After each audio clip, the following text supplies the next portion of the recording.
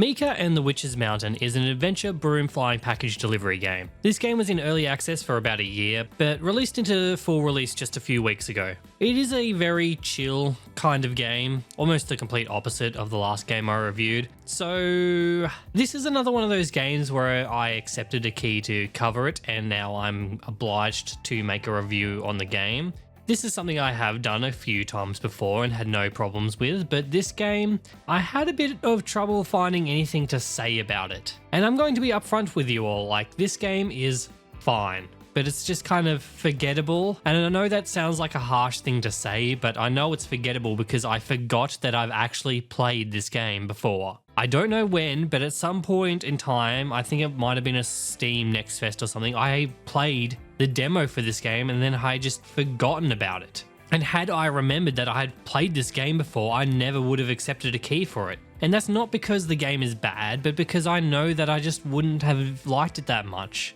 And the reason it has taken me so long to make a review on this game is because I just kind of got stuck when it came to writing the script for it. I like to give every game I review a fair shot, and I was just finding it hard to find a way to talk about this game. And look, so I've been reviewing games on and off for about a year now, and it might surprise people to know that while I have some general rules that I abide by, I don't actually have any real strategy for how I go about actually reviewing games. I just kind of start writing when I'm done playing the game and then just talk about the things that stood out to me, which is why I'm having trouble with this game, but it's definitely the reason why sometimes I forget to include things in my reviews, like telling you what platforms the game is actually available on, or I forget to talk about certain aspects like presentation or sound design. You know, somehow I still haven't set up a document template to like remind myself that there are things that I should, you know, kind of include in every review. And the thing is, I just don't really want my reviews to get stuck in a rigid format. I just don't want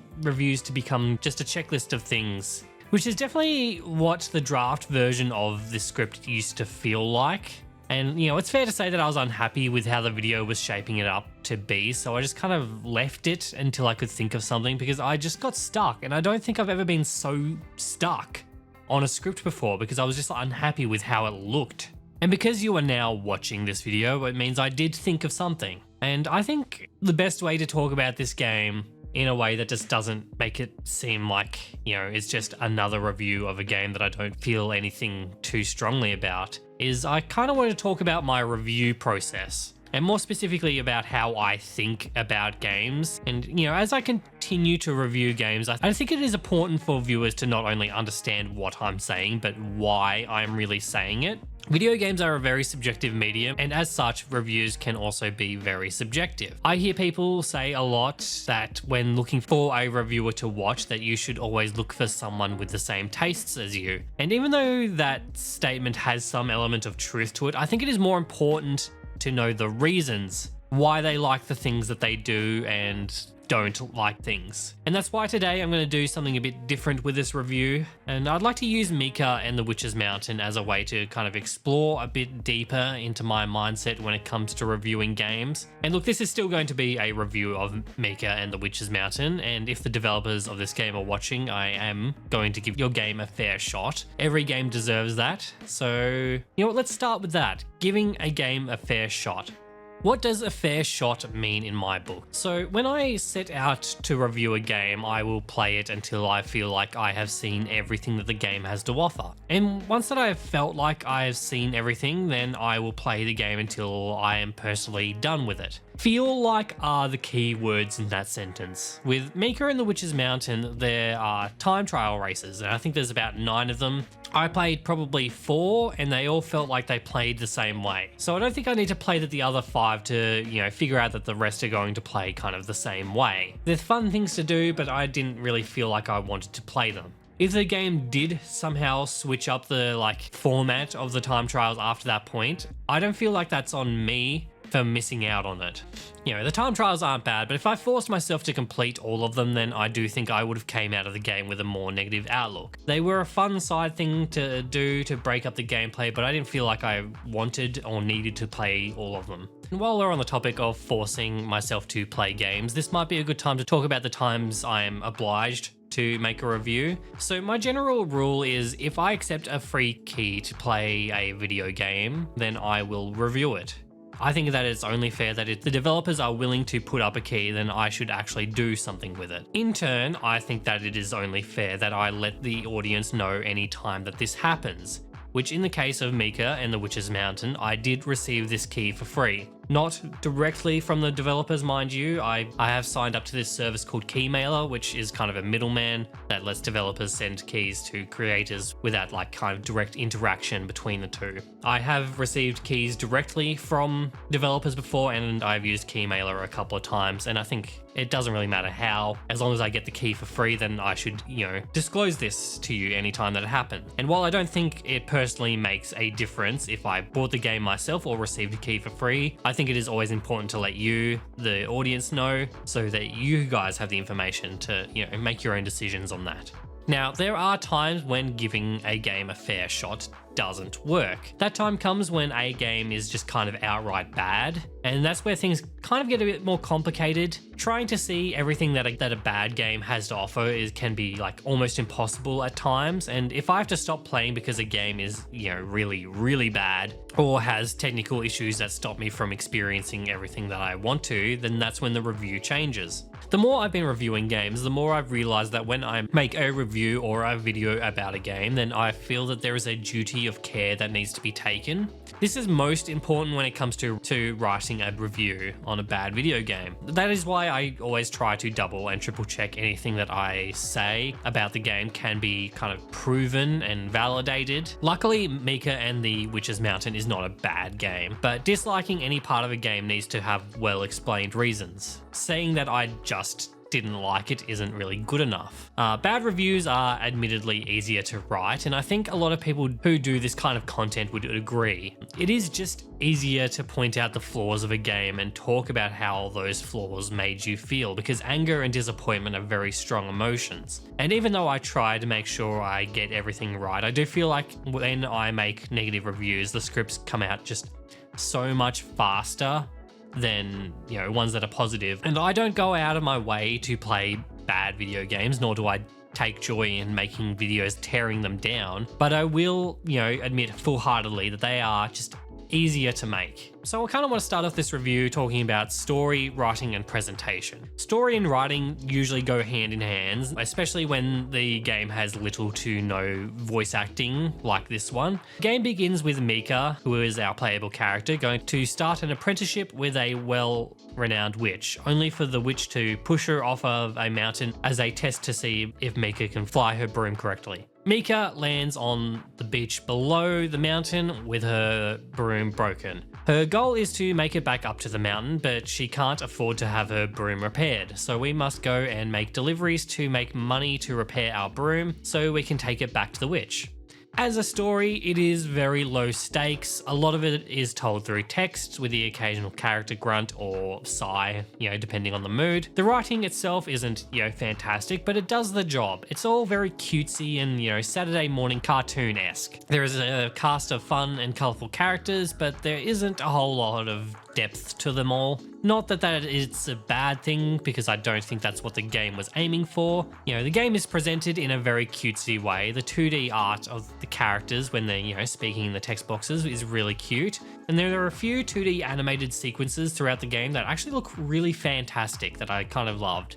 The game is aiming for a low-key, more kind of chill experience when it comes to the story, the writing, and the presentation, and it does a good job of delivering that experience. Mika as a game isn't striving to hit grandiose aspirations, which is good because I think if it did, it would probably fall short. And not every game has to try be like the biggest and best thing ever. If your game is small in scope and it hits its targets, then I think that's good enough. So I think it's time to move on to gameplay. Gameplay is the most important part in almost every video game. There are the story-based video games like the old Telltale games or things like that where it isn't as important. For the most part, gameplay. It has to be your crowning jewel. In Mika, the gameplay is pretty simple. We are a little witch in training and our job is to fly around on a broomstick and deliver packages around the island. The controls are fairly simplistic but intuitive. While we're on the ground, the game controls like any other 3D platformer. There isn't really much to say about the controls while you are wandering around off your broom. They work. At the beginning of the game, you'll spend maybe 5 to 10 minutes walking around, and then when you unlock your broom, or the starter broom, the rest of the time you'll just be on that. Broom controls are also very simplistic, but they feel very loose. There isn't much depth to the controls and not a whole lot of challenge that comes with navigating around the map. Most of the time you'll just spend cruising around the island and just kind of taking in the surroundings while delivering packages. And because the game is designed to be chilled out and a more relaxing experience, the gameplay does actually complement the tone of the game very well. That isn't to say that there isn't any challenge at all to the game. While delivering packages, some of them will be fragile and can be destroyed if you aren't careful. Or some packages may not be able to get wet. So if they, get dunked in water, then they break. I found damage to feel a little bit inconsistent with this game. When I was playing the game, I can't say that I could really figure out why or when parcels would get damaged because it never happened often, but when it did, it felt like it was while I was doing something that I had done a few times before and not managed to damage a parcel. And look, as a whole, this game doesn't really feel like it offers much gameplay wise. And while some of the extra things to do, like exploring all the little nooks and crannies on the map for collectibles or doing time trials can break things up somewhat, I did feel like this game kind of left me wanting just something a bit more when it came to gameplay.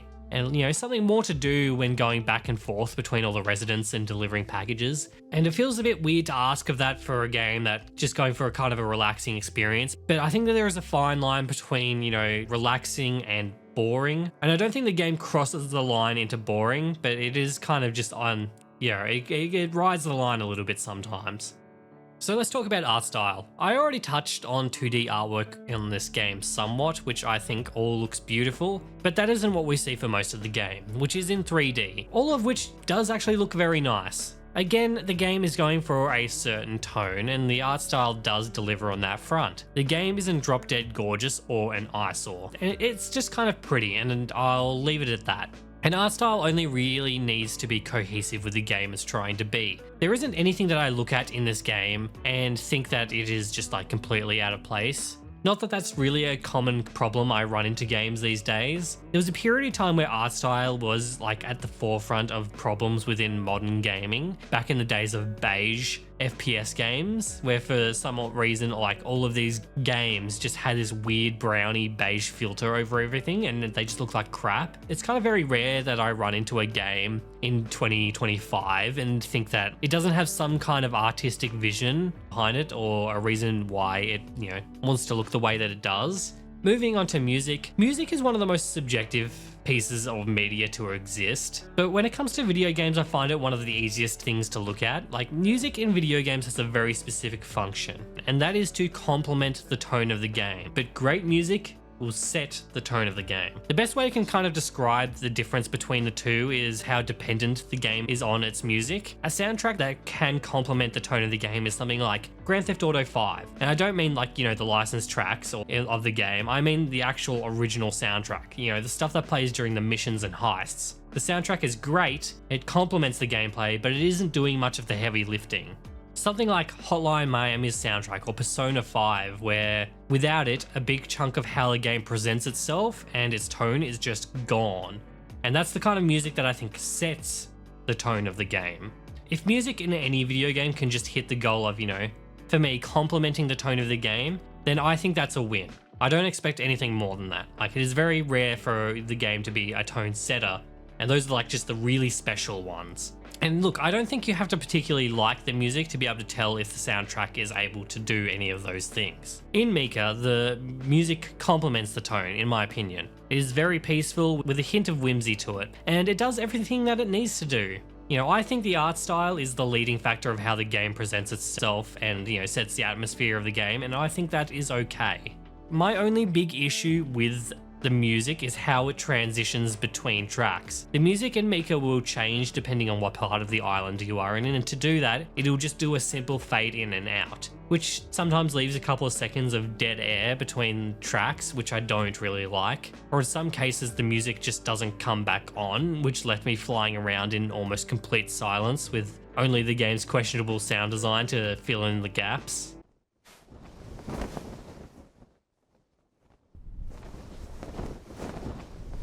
And so here is something that I don't really talk about a lot, which is sound design. And good sound design is like kind of like a good user interface. You will almost never usually notice it, which is why I don't talk about it. Because it will just fade into the background. And it's really if the game gets to the point of having really great or really bad sound design, then it starts to become really noticeable. Mika, unfortunately for me, is on the lower end. I often found the sound effects to sound very cheap. And there are a few times where things were obviously looped, like this train here.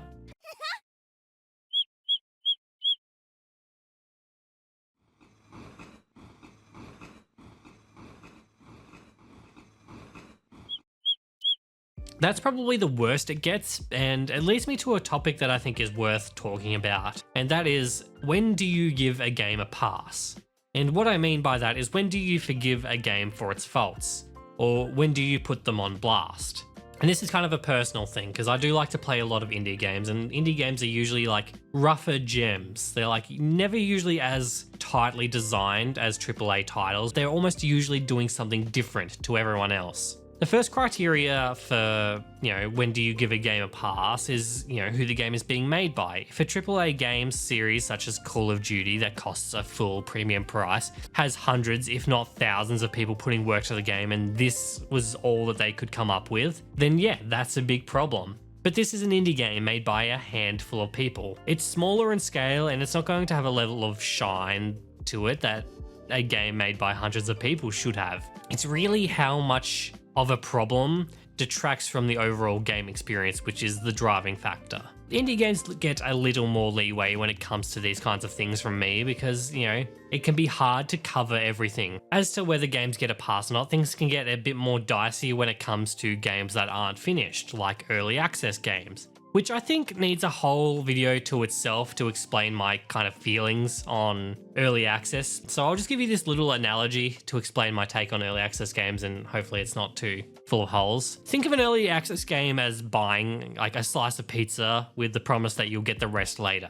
The recipe hasn't quite been figured out yet, so the ingredients might get changed for fresher ingredients down the line with each new slice, or remove or add some things that, don't seem to vibe with the flavors that the pizza has been going for. This is all well and fine and to be expected when you buy an early access game or pizza, as so long as the base of the pizza that the ingredients are sitting on has actually been cooked. Have you ever eaten a pizza where the dough hasn't been cooked properly? Because I have, and it's really fucking disgusting. And that's the same kind of feeling I get when playing a garbage early access game. I think the moment you start selling your game, you are open for criticism. Some things can be forgiven or looked past as the game is not quite finished, but to me, gameplay is the most important part. And if that doesn't work, you're not selling a slice of pizza, you're selling an inedible, uncooked pizza dough. Mika and the Witch's Mountain did spend some time in early access, which I can't really comment on because I didn't play it during that time. I only played the full release. This is purely hypothetical. But say I played this game in early access, and one of the problems of this game is whenever you hopped on the broom, it would like launch you 5 meters to the side every time without fail. There's no way you can ignore something like that. And that's when you kind of just can't give the game a pass. Now, when it comes to the cheap sound effects of the game, I would say that it was barely noticeable, and the only time it was, on full blast was when the train part happened, and I was like, oh, that was a bit off. But it doesn't fully sink the game for me. It's just a kind of a bad thing in the game. Another thing I don't always talk about is performance. Again, kind of like sound design. If it is good, it'll just fade into the background. The game, as it looks like it should, runs well. I ran this game with no problems, no slowdowns, no crashes. Again, I do forget to talk about sometimes because if a game runs smoothly, then I'm not really thinking about it. It's just how games should run. So now we're coming towards the end of the video, and we're coming to the part where I will let you know whether the game is worth buying or not. And there are a lot of factors that go into figuring out this answer, with price being one of the main driving factors. The more expensive a game is, the harder it is to recommend. Worth of a game kind of varies from person to person. I'm not someone who thinks that because a game is, $30 that it needs to have 30 hours of content in it. I Am Your Beast, which was an indie game from last year that I got less than 5 hours of game time in, is a game that I thought was well worth the $30 I spent on it. But do I think Mika, which is worth the same amount of money as I Am Your Beast, despite being around the same length of game time, is it worth the money that it is asking for? And for me, that is unfortunately no. I don't think that this game is bad. In fact, I kind of liked it for what it was. It was relaxing. The low stakes and simplistic nature of the game was pretty refreshing. And if you are after a relaxing game where for the most part you spend your time flying around on a broomstick and just kind of taking in the surroundings, then this game is for you. But if I paid $30 Australian for it, or $20 US, which is the current price, then I wouldn't really be satisfied with my purchase. The point at which I think I would recommend paying for it, at least for me, is somewhere closer to $20 Australian. But, I kind of hope that I've given you all enough information to be able to, make a decision on this game for yourselves. This game is also available on Steam, Switch, Xbox, and PlayStation, and it is currently on sale on the Switch at a price that I would recommend the game at. If you have a Nintendo Switch and you're looking for a cool little handheld game, this actually would be a good one to get on there. Thank you so much for watching this video. I hope that this video gave you a bit more an in-depth look on kind of how I think about video games. I know I didn't really cover everything, but I think this is a good first step because I do think it is good for you guys to see through my eyes a bit more when I, talk about the things that I do. So if you have made it this far, then consider dropping the video a like. And if you are new to the channel and want to see more, then, hit the subscribe button. If you have played Mika and the Witch's Mountain, then let me know what you thought about the game in the comments. Thank you so much to my YouTube members, Controlled Killer, Yellow, and Melodia. And if you think my content is worth supporting more than just a subscription, then you can do so at the moment via a YouTube membership. Perks are on the screen. I also have a community Discord which is free to enter, as well as a Steam curator page. And links to everything in the description below. And thank you again for watching, and I will see you all next time.